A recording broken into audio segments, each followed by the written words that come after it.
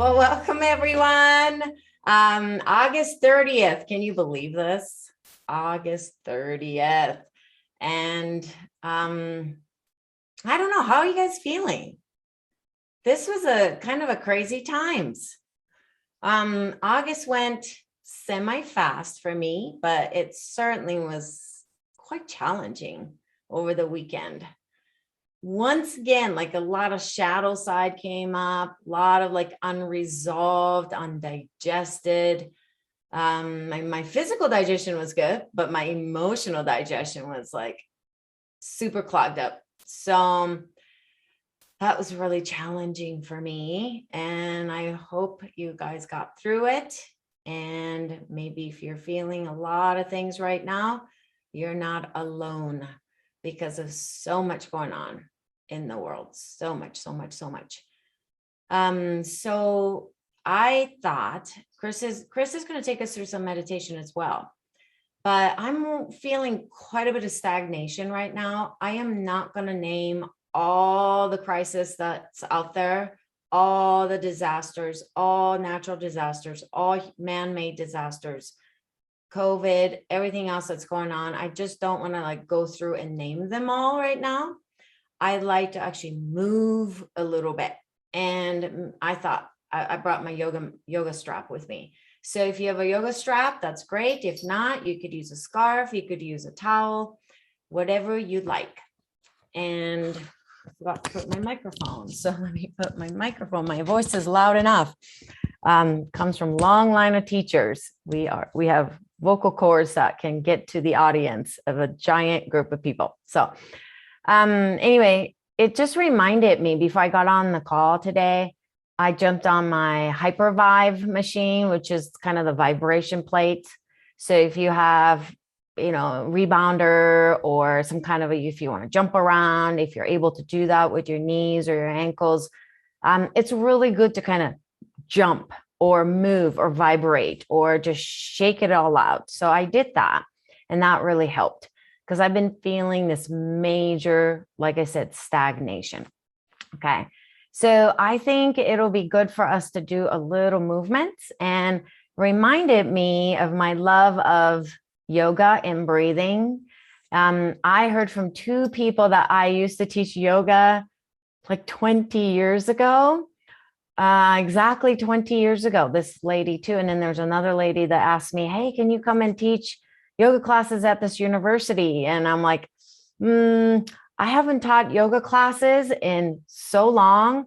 The answer is no, but thank you for thinking of me when if you throw a rock, you will hit a yoga teacher, is what I've heard as a joke one time. So there's so many yoga teachers, but she still thought of me and contacted me. So I thank you for doing that. But today, if you have a strap, a scarf, towels, get it up. Okay. And I'm going to sit back a little bit. You can sit or stand, whatever, but let's bring your arms up and over. And if you don't have it, no big deal, right? You could just do it without, you could just bring your arms up. Yeah, Andrew, you're doing it right. Okay. Make your neck long. Don't let the shoulders come up like you're wearing earrings. So keep a nice space here between the ears and your shoulders. Okay. And we tend to twist towards the right side. Okay. We tend to. Okay. A lot of us are right-handed, but also just how the anatomy works. Okay. So I am going to twist towards my left. So go ahead and twist towards your left. So I will be not quite mirroring you guys right now. And then extend your right arm a little bit more. Keep the breath going. Don't get too caught up in inhale, exhale. Just breathe through your nose. And then coming back to center. We're going to repeat that left side 2 more times. And twist to the left again. Raise your right arm a little bit higher. Getting that full extension at the right side, because we tend to crunch on the right side. And then come back to center again. Okay. And then again to the left. Breath in, breath out through the nose. Keep your feet planted firmly on the ground. And then come back to center. And then release your arms for a moment. Just feel into the body.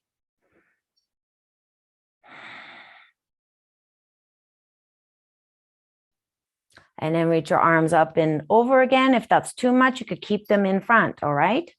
And then let's go to the right. So I started purposely towards the left first because we tend to twist towards the right naturally. Breathe in, breathe out, and then come back to center. And again, twist to the right. This time, reach your left arm a little bit higher. Don't hold your breath. In through the nose, out through the nose. Like you're wringing out the tension. And come back to center. And then let's do that again. To the right again.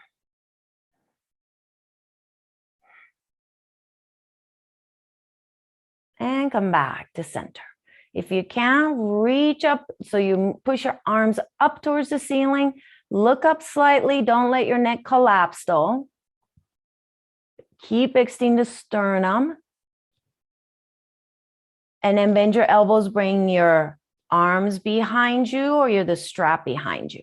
If that hurts your shoulders or neck or anything, go wider. Okay, go as wide as you need to. Okay.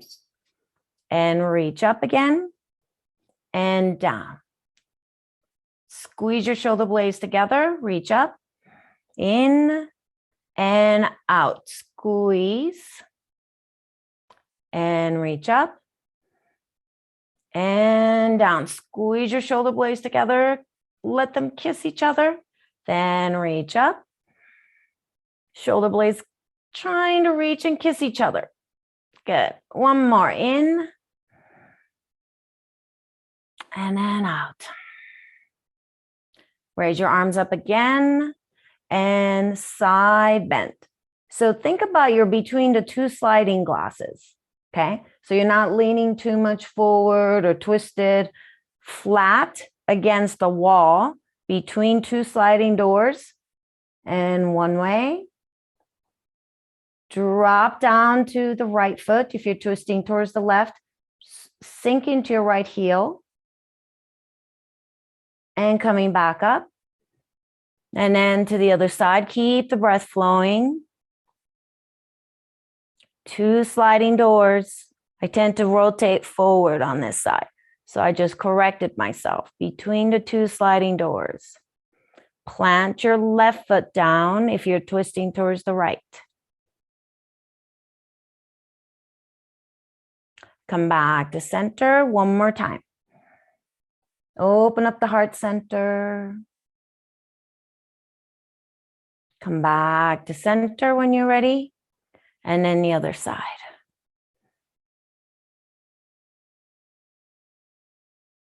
Good.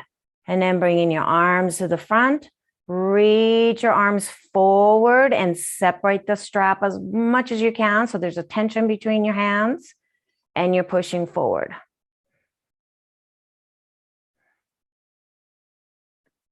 And relaxing your arms. Whew. Okay, roll your shoulders. I don't know about you, but I'm already kind of sweating. It's crazy. So when you raise your arms above your shoulders, you are actually bringing in more of the yang energy. So hopefully you're actually feeling the heat rising. Did you feel that? The heat is rising. So it's a very detoxing when you raise your arms up and over. But in the modern world that we live in, we don't raise our arms. Right? We're not going from one tree to another, right? We're not playing on the jungle gyms and you're not hanging from things. So you create the hanging position by using straps. Okay. So I hope you felt that heat. Okay. And then now just to cool it down, bringing your hands towards your thighs. Okay. And press your palms towards your thighs as the thighs push up into your hands, your palms. And exhale down through the feet, out through the feet. Relaxing the pressure from the thighs in your hands, but they're still touching each other. Breathe in and breathe out of the feet. So you're neutralizing that heat a little bit. letting that heat disperse into the earth.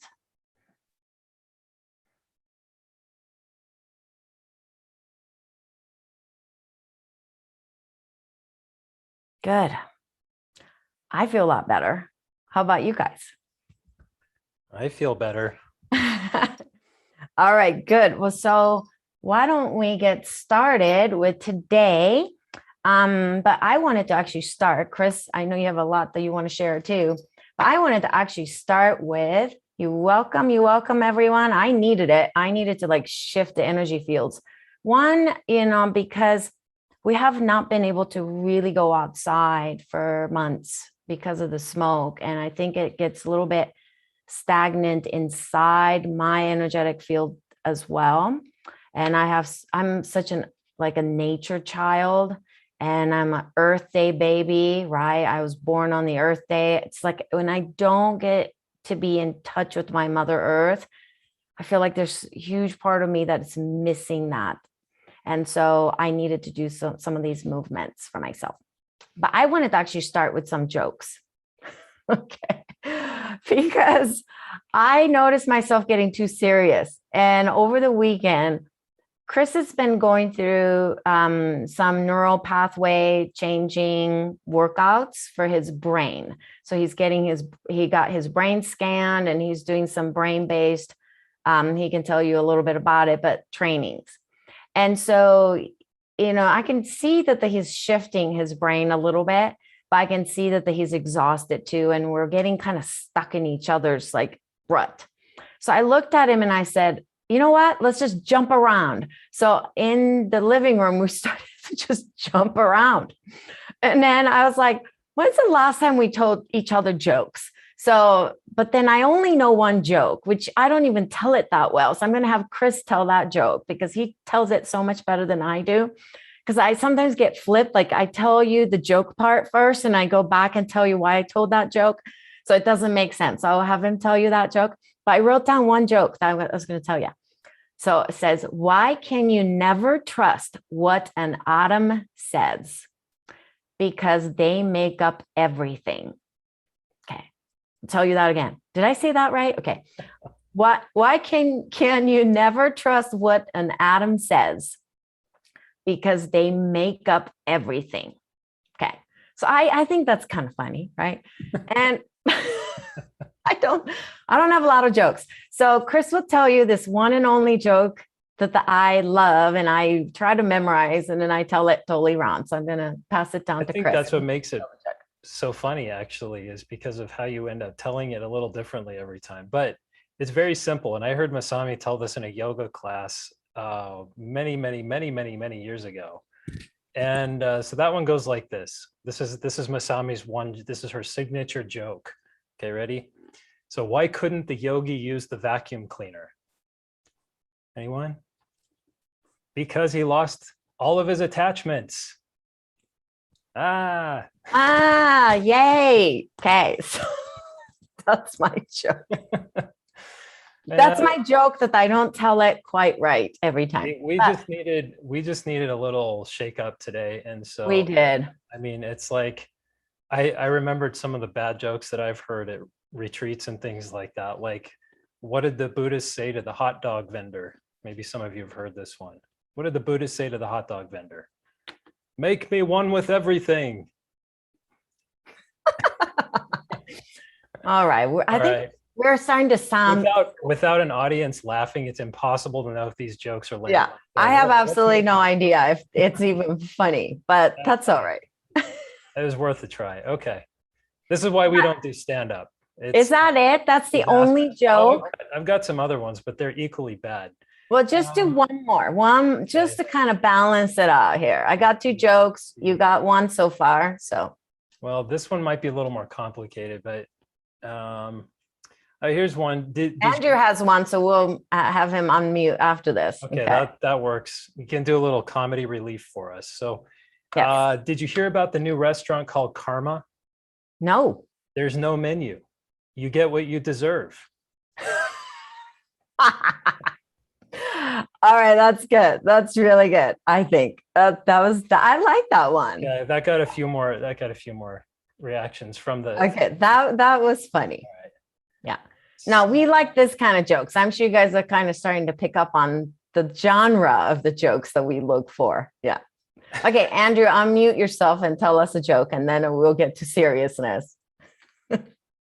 Oh, well, mine's nothing to do with karma, but it's to do with a guy calling a travel agent. He asked this travel agent, "How long does it take to get from Vancouver to Montreal?" The travel agent says, "1 sec." The guy says, "Thank you very much," and hangs up. One what? 1 sec. Oh, That's I'm still not getting it. Am I supposed to get that? Okay. You're adding to the humor. That's good. It's working. It's working, Andrew. Okay. All right, Chris will have to explain this one over dinner. That one's along the lines of the person that goes to the doctor's office and says, "Doctor, help me. I think I have a Twitter addiction." And the doctor says, "I'm sorry, I don't follow you." Okay, I got that one. All right. Okay, we better start.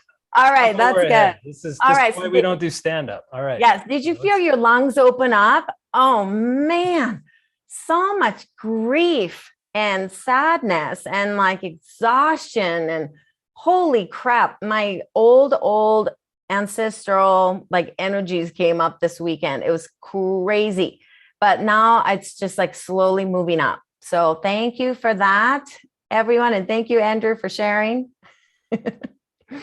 And shall we get to our main theme? I don't know. Do you want to go through that? We have a whole bunch of announcements. So why don't we clear those? Get that over with. Yeah. Then we can jump into it. So I'm going to put up a few of these in the chat. The first one, by the way, for those of you that have looked at the email that Masami sent out with all the instructions, I'm going to click from some of those. So if you already have opened up the email for today to get on the call, which you have these links, but this is just to make it easy for you. So the first one is the piece that Masami wrote for the Shift Network for this upcoming Awakening with Spirit Summit. And then I'm also this next one is I'm sorry, disregard that one, everyone. That one I just put up. That didn't take me to the right link. So I'm going to put up the actual link for the Shift Network Summit. That's the next one that's coming. So this is the Awakening with Spirit Summit. And this is something that you do need to register for. It's a free event. And so it's something that you can do how does it work? Your talk is up on September 2nd, right? Yes. Okay. And then the Shift Network just sent me an email saying that they added a new feature that like speakers can join in live and answer questions and things like that while my recording is getting played. I have absolutely no idea how that works. And I don't usually watch myself on live or like when it's showing, but I'm going to force myself to sit through it. So I will be there on live to answer your questions if you come on live. So I'm going to come back and put these links up in a minute because I'm having a little bit of an issue with my paste function. So I'll post these up and I'll list what they are. It's okay. It's in the email, and I wrote a piece on Catalyst, e-Zine or e-magazine. So I wrote a short piece on that about cerebral spinal fluid. It's a tongue twister for me. CSF. So okay. Anyway, CSF. Cerebral spinal fluid. And how to enhance that. And there's a connection to spiritual awakening with that I experienced. So I share that story. It's a short article on that. So please take a look and then read it. And also the Summit for Grief. Grief is coming up, and my interview recording is going to be on September 6th. So that's all there. So I think that's all I need to say about that. Yeah. So a couple of other things that we had were just questions. I just put this one up. we've had people in the UK ask us if they can get the supplements that we have through the website. The answer is yes. Most of them can be accessed from this company called Nutralink, which is in the UK. I just posted that. So if you're in the UK, they do ship to parts of Europe. I'm not certain that they ship to everywhere in Europe. There are also some suppliers in France, the Netherlands, and Belgium that also can distribute these. But if you do go to the one in the UK, give my name. So tell them that the practitioner is Chris Covey, and you'll get an automatic 10% off of their rates. So just know about that. And then did you want to talk about the any of the supplements? Why don't we do that later, like the Sinew spray and all of that? Yeah. And then I posted the link. It's in the email too. Nada, you asked me where do you find the article that I wrote about CSF? But I also listed on the chat here too. But it's in the email, and we'll post it on the YouTube as well. Okay. So I think those are some of the things we needed to make sure to mention. The only there's one more, which is we're taking next week off for the Labor Day holiday. So just note that we will be taking a break and then coming back in 2 weeks. So I kind of wanted to actually share a story to start with, I think, along with what I wrote. And it's this idea of crisis, right? So the word crisis in Japanese is kiki, but kiki, the first ki is the kind of the danger and catastrophic things. Those are the first key. And the second key is the opportunity. And what I have been seeing is that we are not fully taking awareness or full consciousness towards the opportunity. I feel like there's so much that we're kind of stuck in a mode of danger and, oh my gosh, fear and anxiety. And it's just building up, and we're not looking at the second key.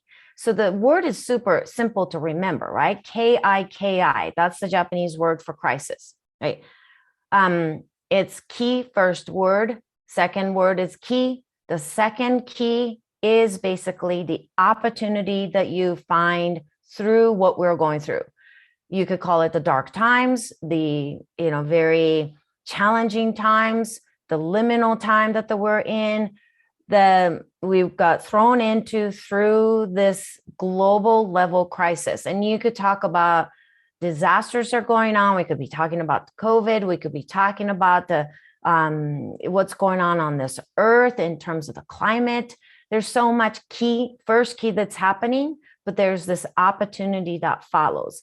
But when I start to look for health-oriented opportunities, meaning what have we done to really come back to who we are as a whole being, I'm unfortunately not finding very positive things.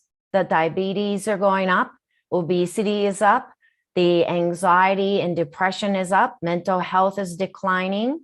So many of us are having more and more chronic health issues that we're not addressing.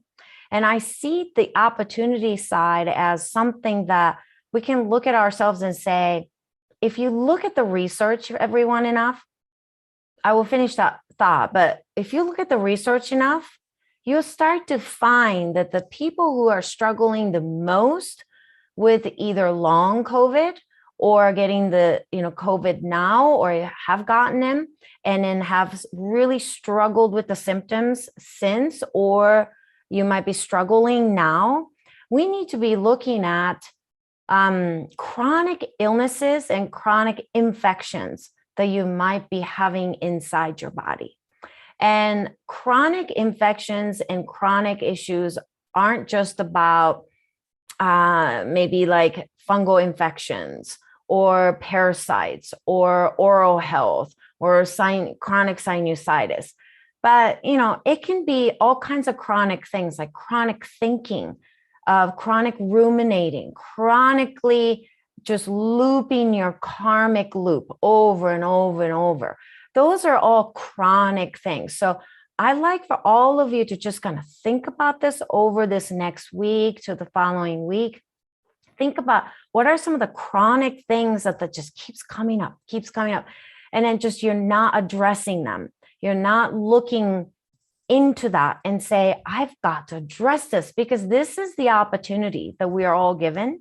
And if we don't look at the chronic symptoms of what we have inside us and what's mirroring outside of us into the society at large, we're going to find ourselves at the quote unquote end of this. I don't know what the end is or when the end is, but through this, we may not come out of the other end saying, oh, wow, we have transformed. We have truly changed and transformed the way we think, the way we live, the way we interact with one another, the way we live on this earth. It's just not going to happen. I think we're going to find ourselves coming back to the same place going, well, kind of same old things, not much has changed. And I'm afraid that could be happening. That could happen to us. So I just kind of thinking almost like my dream's been really strong this last week or so. And my dreams are less vivid. My dreams are more teaching, like I'm a student and I'm taking a class. That's most of my dreams. It's a really strange thing. Chris gets the more of a visual.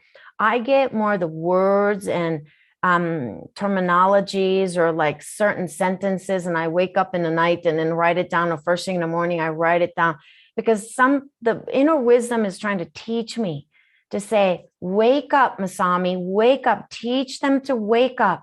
We can't keep doing the same thing and expect a different result. So I wanted to kind of talk about that right off the bat with this. And I know I have a lot more other things to say, but we'll pause here and hand it over to Chris for a moment. Yeah, so this whole thing about getting stuck in old patterns, this is something that I personally struggle with, so I can completely relate to it. Masami mentioned this neurofeedback therapy that I've been getting, which has been really interesting, and I'm excited for it. It's something that offers a chance for my brain to operate in ways that it hasn't been able to do in a long time. But one of the things that we have to remember in looking at what's going on right now is that the scale of what's happening and the pace at which things are changing is really asking something very different from all of us right now. And it's really hard to think about how to contend with this. How do we tackle the scale of change? I can tell you, it's overwhelming. I mean, to start thinking about these things on top of our day-to-day responsibilities and the little things that we have to do, it can be very daunting. And so we're going to talk in a little bit. Maybe I'll use this as a way to slide into that. But Masami we were talking before, and she had come up with some thoughts about transformation and how important transformation is right now versus simply making some changes. So I want you to really feel the difference between those two words, change and transformation. And we're talking about something that is asking us to, in a way, change everything. That's what transformation is. It's completely remolding the way that we shape ourselves, the ways that we live. And we're going to talk a bit about some of the ideas that help with that transformative process. And do you mind if I read some of these quotes here that you'd pulled up before? So when we're talking about this, you may have heard Einstein is famous for talking about the importance of imagination. And he told a lot of people that if you want to get better at solving problems, read more fairy tales, because that's something that helps you to get engaged with your imaginative capacity. And so he also said, imagination is more important than knowledge. Just think about that for a second. Albert Einstein, who many people still consider to be maybe the most ingenious, intelligent person ever to have lived, or at least one of them, one of of a very short list. And he said, imagination is more important than knowledge. So when we're talking about this, someone like Einstein, who is trying to figure out problems about the cosmos, I mean, he's solving math problems on a cosmic scale. We don't all have to do that. But when we're looking at how we can do it, we can really engage that quality of imagination and that capacity to look at how could things look differently, and how can we challenge ourselves to look at our lives in ways that we're not used to seeing them. This is what I'm asking myself right now. And I heard a story about the Dutch astronomer Johannes Kepler from the 16th century, who is also quite a giant in the world of making discoveries for science. And one of his discoveries was the orbital patterns of the planets around the sun, that they had an elliptical orbit, not a circular orbit. And that was a big deal in astronomy, and it really changed the course of modern physics. But what he did to challenge himself, because nobody was looking the way he was looking at the stars and the cosmos, he started making these analogies between what he saw up in the heavens and things that he could see out in his daily life. So he started looking at the pathways of these planets, and he said, you know, they kind of look like boatmen on the river that are turning up against the current to make their path. And you can see that from the pull of the current and the way that they're turning, it's giving a shape to it gives a curved line to their journey across the river. And he started to make that analogy, and he started looking at the planets as these boatmen in space that are navigating around the sun. And it helped him to see in this whole different way from what anybody else before had seen. And so, and yes, he did suffer some persecutions and some hardships, but ultimately his views were adopted and proved to be correct. And he did that by completely shattering the box. We talk about thinking outside the box. He did away with the whole box. And so the way that he did that was with his imagination. He did it by telling himself little stories of analogies. It's kind of like this, it's kind of like that. And I'm offering that because it's something that I'm also working on myself right now, is how to see myself, how to see my stuck patterns from a different view, so that I'm not always engaging in them from the same old way and hitting the same old walls of the same old box. So there's that piece. That's and I wanted to just say a couple of other things about imagination that when I came back from some meetings today, Masami was listening to Michael Mead. And if you haven't listened to him, he is quite an important voice. He's not for everybody. He speaks a lot about mythology and the relationship of our souls to mythology and the world and what's happening today. But he made a number of comments. And one of the things that he said is that we have to transform from inside of ourselves. So one little person isn't able to change the world, but it's this collective effort, this collective vision that can produce changes by accumulating all of these efforts, the inspiration that each of us bring to the world, the vision that each of us bring to the world, and adding those together, bringing our imaginative capacities. That's what will lead to this bigger transformation as we transform within ourselves. And it's not a single thing. It requires all of us. It requires all of us fully activated to show up as what we're capable of being.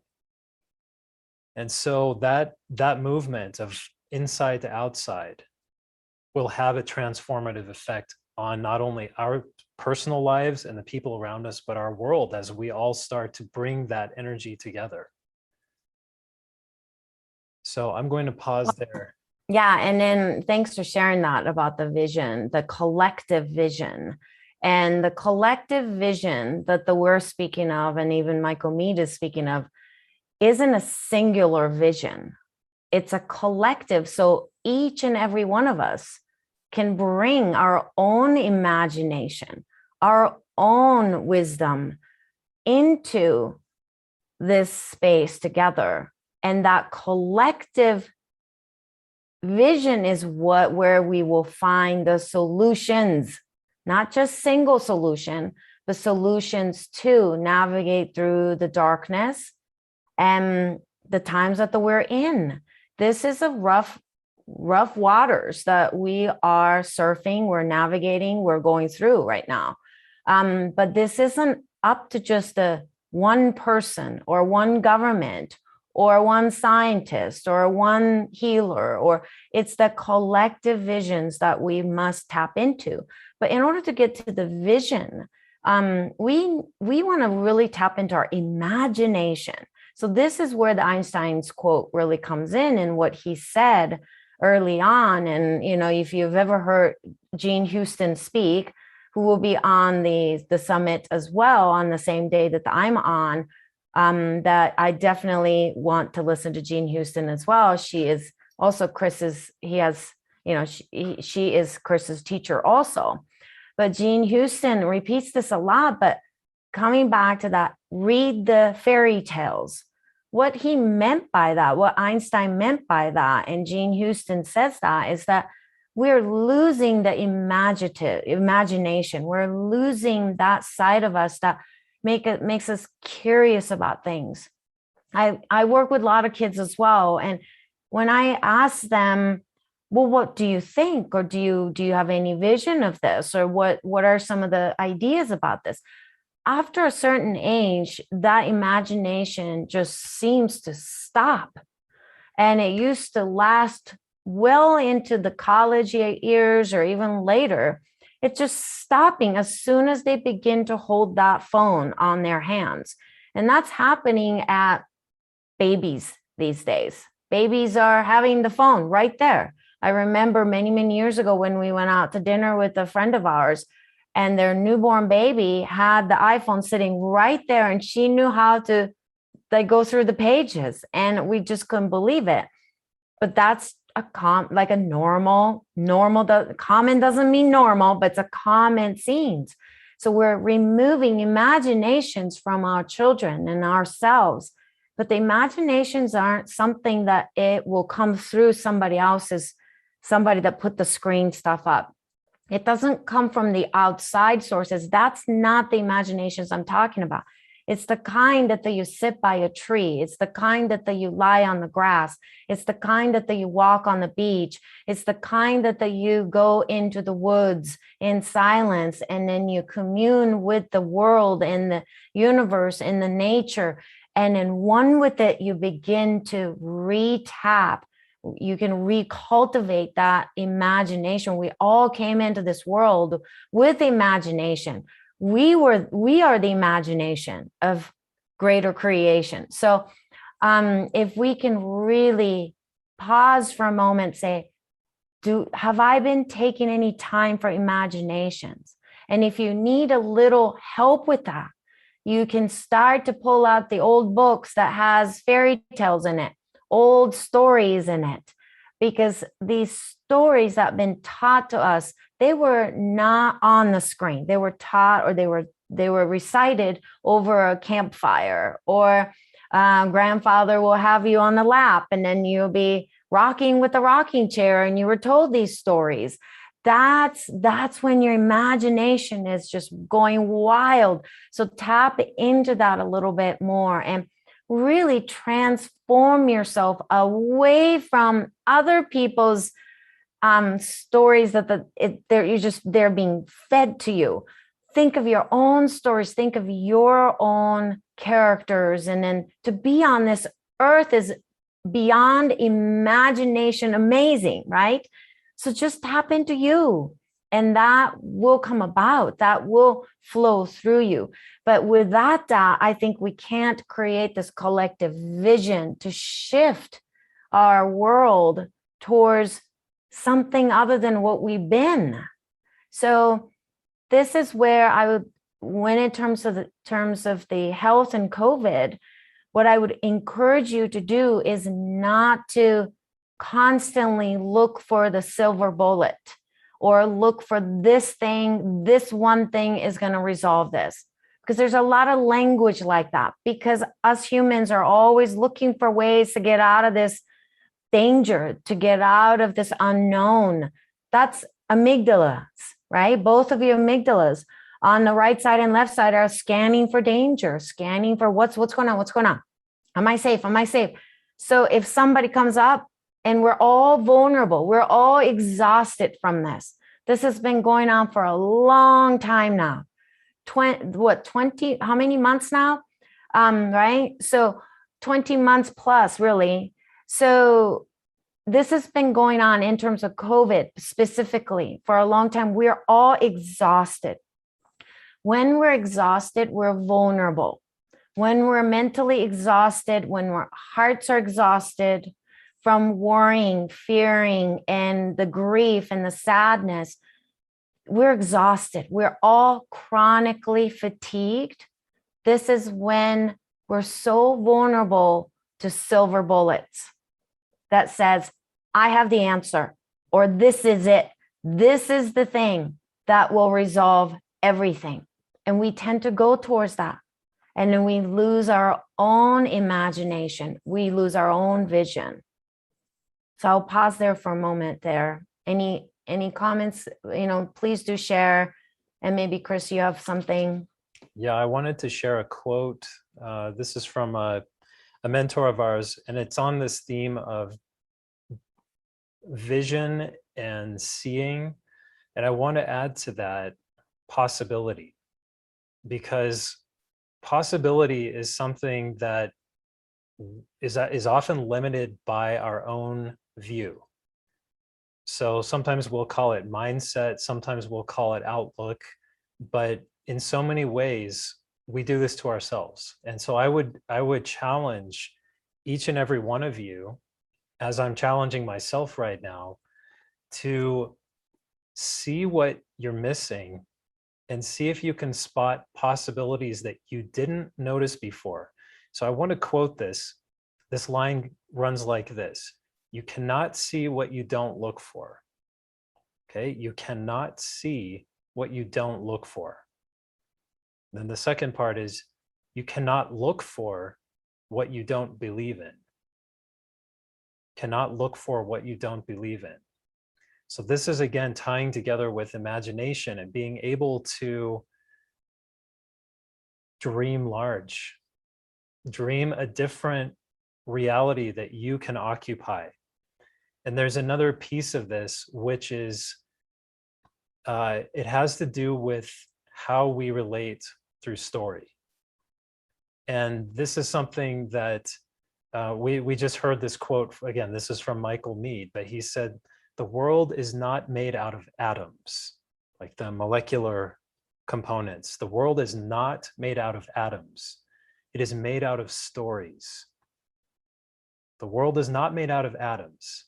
It is made out of stories.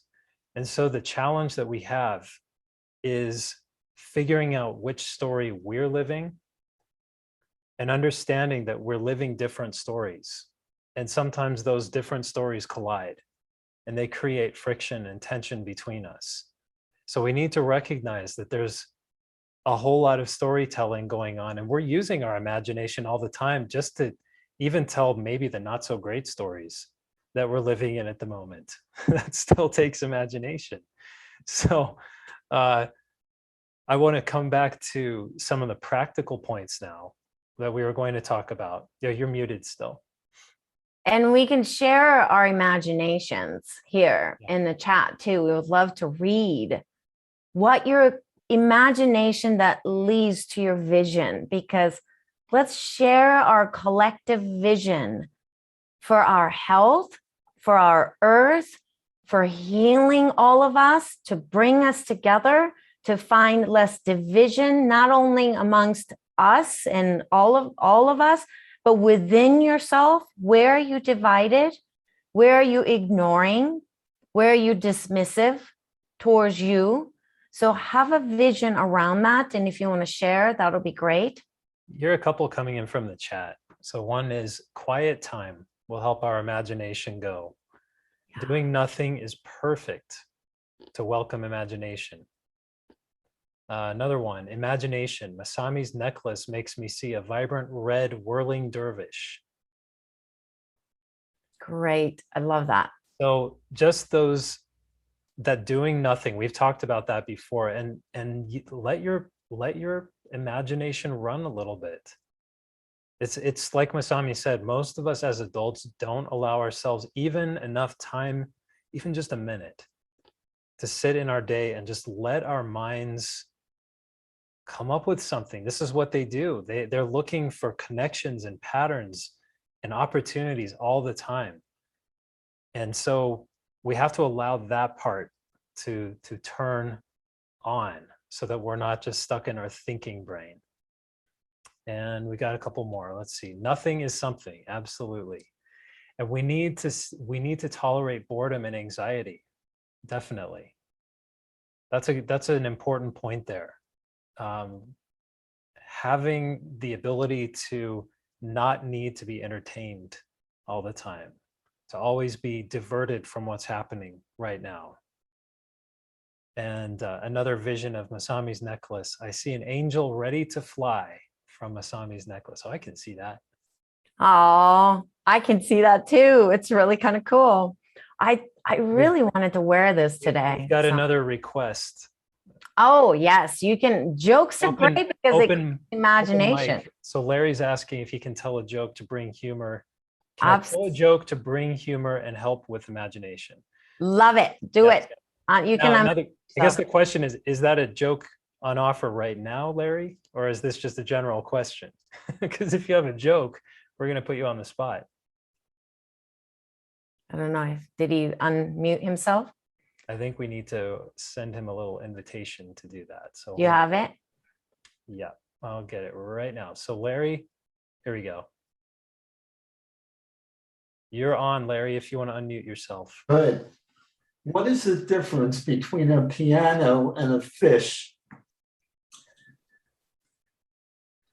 I have no idea. You can't tune a fish. Good one. Good one. Okay. So I'm imagining both piano and the fish. So that's good. That's good. Well, piano and a fish, but tuna fish, the word tuna fish comes in. It's a play on words. Yes, absolutely. Yes. So there's the imagination there too. I think, yes. I mean, when's the last time that you sat around and told each other jokes? Do you even remember that, anyone? I do that with my grandchildren. Oh, they love it. Good. That's what we have to keep doing. But as adults too, let's not get too serious, because if I can add another comment, I was with my grandson and my granddaughter and their family on Sunday and yesterday, and I was telling a joke, and my grandson created a joke from the joke I just told you. And it was crazy. It was like his imagination. He created another joke from that. So he's 12 years old.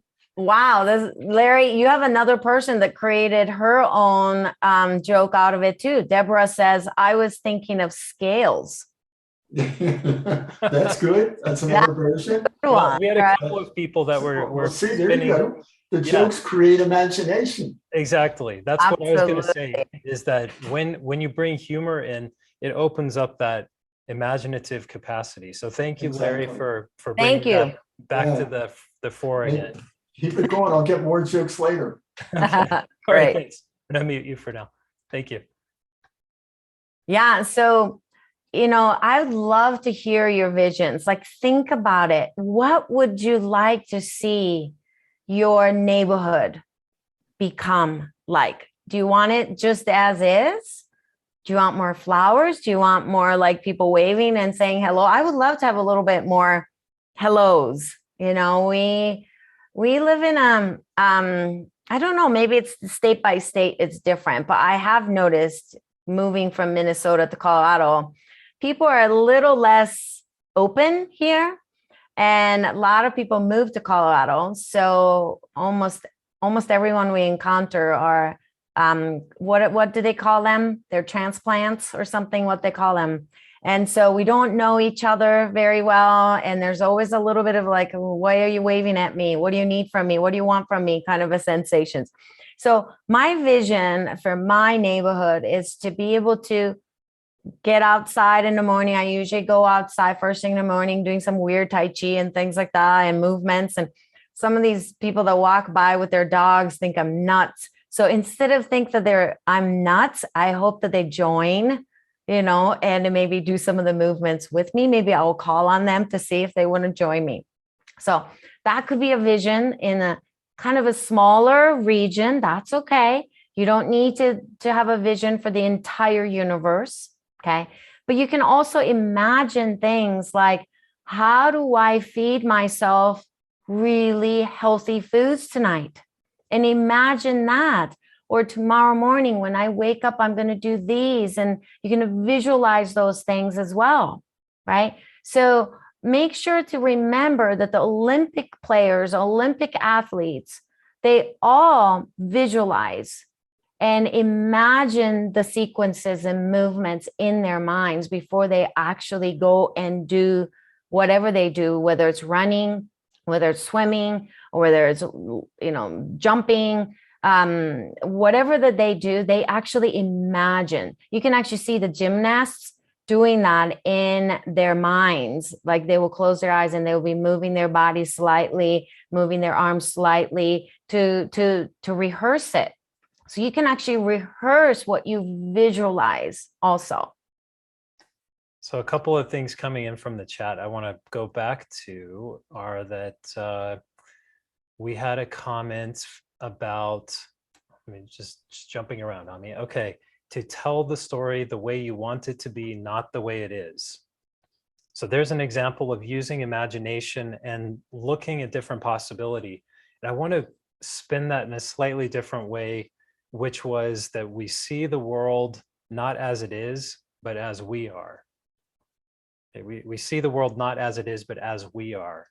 And so if we can change the story that we're telling about what we see, what we experience, it's like that comment there, tell the story the way you want it to be. That's that creative vision. That's that imagination reaching out to reshape and transform what is out in the world for you. And it really does start from here within yourself, doesn't it? Because if I want the vision of my neighborhood to be a little bit friendlier, it doesn't have to be Midwest friendly. Okay. But let's say Colorado friendly enough, I will need to change the way I see the world too, because I'm reflecting back at their distance and I think, oh, well, maybe they don't want me to approach, or they don't want me to just wave and say hi or good morning. So I will change the way I see the world starting tomorrow morning. I promise you, all of you, that is the promise I make, that I will begin to shift my vibration and see what happens. I'm noticing that Alan made a couple of comments that I think speak to a lot of what we're missing in this lockdown. And maybe it's just a bigger reflection of where we were already headed before the lockdown. But he says more sharing of food and treats with each other. We already do the wave. And then he added to that, have more sing-alongs and sharing music and storytelling. That's what I think we're really missing. Yeah, we are. And the Bessel van der Kolk, he's the one that wrote that the body keeps the score. He talks about one of the most healing ways the ways to heal your trauma is to actually dance together. Do like one of those, it doesn't have to be like a ballroom dancing, but like a line dancing. You can march together even. That can be really helpful. Coming together, sharing jokes like we did a little bit earlier. If we were in the room together, we will be all dancing and singing together. That's actually really healing to our traumas in our brains. And then they have actually seen the brain scan to show how much it changes in the brain when you can do things, eat together, cook together, smell flowers together, dance together, sing along together. So I was just thinking, Andrew just posted a couple of things in there that they clashed in my mind as soon as I tried to imagine them both. But it's a Sound of Music movie sing-along event, and then a Rocky Horror Picture Show sing-along event. So that's a good contrast. I think a lot of laughter will probably come from both of those. But I think that this back to what Bessel van der Kolk said, it's we get out of sync with each other. And that's what happens when we're traumatized. And trauma can come in many forms. It doesn't have to be something obvious. So we get out of sync with each other, and we need to find ways to get back into moving together. That's so important for our own healing, but also for our collective healing as we come through. And you know, what comes on the other side of this strange liminal time that we're in, that is the possibility of transformation. So whatever we take through this liminal time and seed into the world of the future, I think that's what the shape's going to look like. Remember, the world isn't, we don't see the world as it is. We see the world as we are. So start here. Telling myself this too, start here. Yeah, that's so important. I think if you didn't get any jokes and then you were like, whatever, the last thing that the Chris said probably matters the most, really. And I wanted to actually, can you read the two other ones? Because I wanted to share the Thich Nhat Hanh's loving kindness meditation. Yeah, let's do that, and then we'll move towards some final comments. Okay. So Marilyn says, I'm an educator and an advocate for community-based death care. I imagine this practice coming back into my community and this being something that heals the whole of humanity. Imagine meeting grief and discomfort in a new way, and this moving from person to person, in that when one allows space for their own person to feel and be in grief, they may have the capacity to allow others to be in their grief. Yes, that's a very important piece that if we were ever in practice, I'm not sure if we ever were as a culture. It certainly is something we could do better.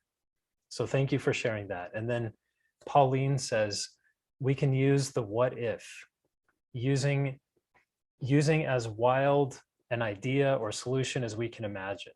Example, what if the idea I put forward is going to be the tipping point so that the whole learning field will understand the knowledge that we can co-create what we want, similar to Rupert Sheldrake's 100th monkey research, which, for those of you that if you're not familiar with that, it's the idea that when one individual starts something and continues to repeat it, others start to mimic that behavior. They pick it up, and pretty soon it's almost like there's a wave transmission between all of those beings in other populations that aren't even geographically nearby, and they start to pick up on that same behavior that's been helpful for this community. So those are all some good points. And let's see. Okay, so I'm going to hand it back to Masami for the Thich Nhat Hanh. Yeah, maybe sometimes we can sing this, but basically you change the I to you and to we, and you can even do it to they, but I like I, you, and we. Those are simple to remember. But this is the Thich Nhat Hanh's version, and just really take a moment to send him a love as well, because he's gone back to his own home in Cambodia, and he's in the process of transitioning. So, definitely the work that he has done has touched all of us. But this is a song that he taught at his I would call it in France, what would you call that? Like a retreat. And then his loving kindness practice. His song, well, it's his sangha. His sangha. Mm-hmm. And it goes like this. So, may I be filled with love and kindness. May I be well. May I be peaceful and at ease. May I be happy. May you be filled with love and kindness. May you be well. May you be peaceful and at ease. May you be happy. May we be filled with love and kindness. May we be well. May we be peaceful and at ease. May we be happy. So that's the loving kindness by Thich Nhat Hanh's practice. And if we want, we can sing that together. And I know that the voices don't quite transfer well on the Zoom. So, you may want to unmute yourself, or you may just keep it muted. What do you think? We've got everyone's mute turned off. So maybe we could just stay muted and have that in the background. So all of you, if you want to practice this, feel free. You can always listen to it again to the recording. Okay. So I will start. May I be filled with love and kindness. May I be well. May I be peaceful and at ease. May I be happy. May you be filled with love and kindness. May you be well. May you be peaceful and at ease. May you be happy. May we be filled with love and kindness. May we be well. May we be peaceful and at ease. May we be happy.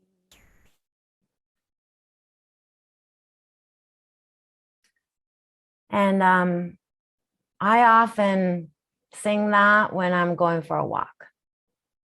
And I think of the birds in the trees when I'm saying, may you, may we.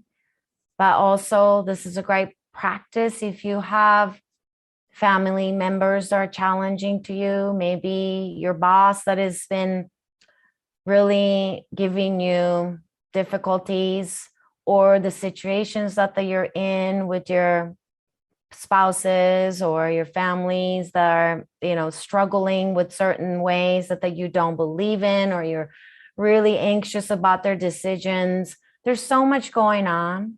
But if you could just spend that few minutes, maybe going for a walk in the morning, maybe in the evening, light a candle for each, I, you, and we, and just really focus on the I part. Because the self-compassion is something we will continue to discuss into September. Has been shown scientifically, and I don't think it needs to be shown scientifically, but it's been shown to really help with our immune system. It can modulate our DNA expressions. So have that self-compassion and make sure you are singing from the I first. Shift your vibration first before you begin to do this for others, you and we. Okay. And hopefully you can re-listen to that part and sing that again, and think of wise person like Thich Nhat Hanh that put that music together for us so that we can rhythmically sing this. So when you're singing it, know that I'm singing it too. And when you're singing it, know that there are others on this call that are singing this with you all over the world. So I think that's one of the amazing things about remembering that there's a whole community of human beings and other beings on this planet. But anytime you can join in a song, or it might be a prayer or a chant, whatever it might be, to remember that there are countless others doing the same thing somewhere right now as you're doing it. So I just wanted to say, I love the note that you just struck here, Masami, but it's not really a but. And I want to not lose the thread we started on with jokes. and how important humor is. I don't have this quote right at my hand, but one of these quotes by a writer that I really enjoyed because he's so out there and intelligent with his stuff, but not for everybody. But he had this comment that I've mentioned before about reality tunnels.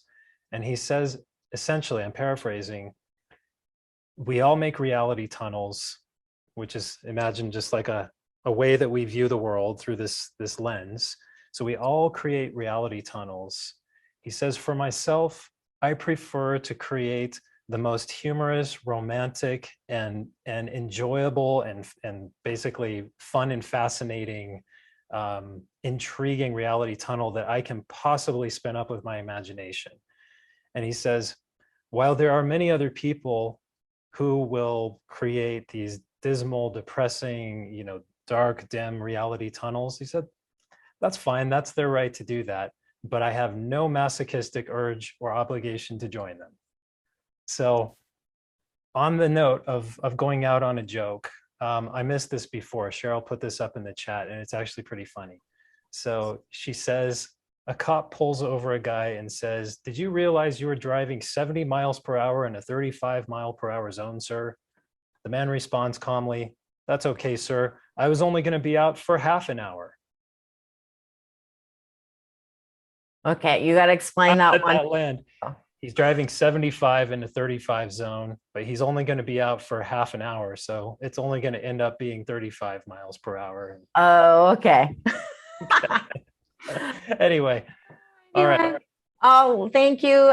What did Mary Bossy say on that? Oh, let me tell you about the birds and the bees and the flowers and the trees and the moon up above and a thing called love. And when I look into your big brown eyes, it's so very plain to see it. And I think that means you. Oh, thank you, Mary. Thank you. Thank you. Yeah. So homework, you know me. I love homework. I want your imagination to be shared next time we get together. Okay. I want to hear about it. What did you imagine? What would the vision look like? Let's start collecting the collective vision. I think I'm going to make a note that I'm going to come up with some kind of a cool, like a basket or a bowl or something where we can put our imagination and put our visions in there. So we can start to collect collective visions to shift this world. Okay. And we're going to start from the inside out. So bad idea. Thank you. Thank you, everyone. And for those of you that live in the United States, have a good Labor Day weekend this coming weekend into Monday. Take care of yourself. You've really worked hard, no matter what you do in terms of whether that's your occupation or whatever. You've really worked hard to be where you're at in your life right now. So acknowledge that, all that you've done to be here today. Thank you. And I will see you, many of you, on the Shift Network and then the other one that's coming up next Monday. And I look forward to chatting with you live on that call. Bye.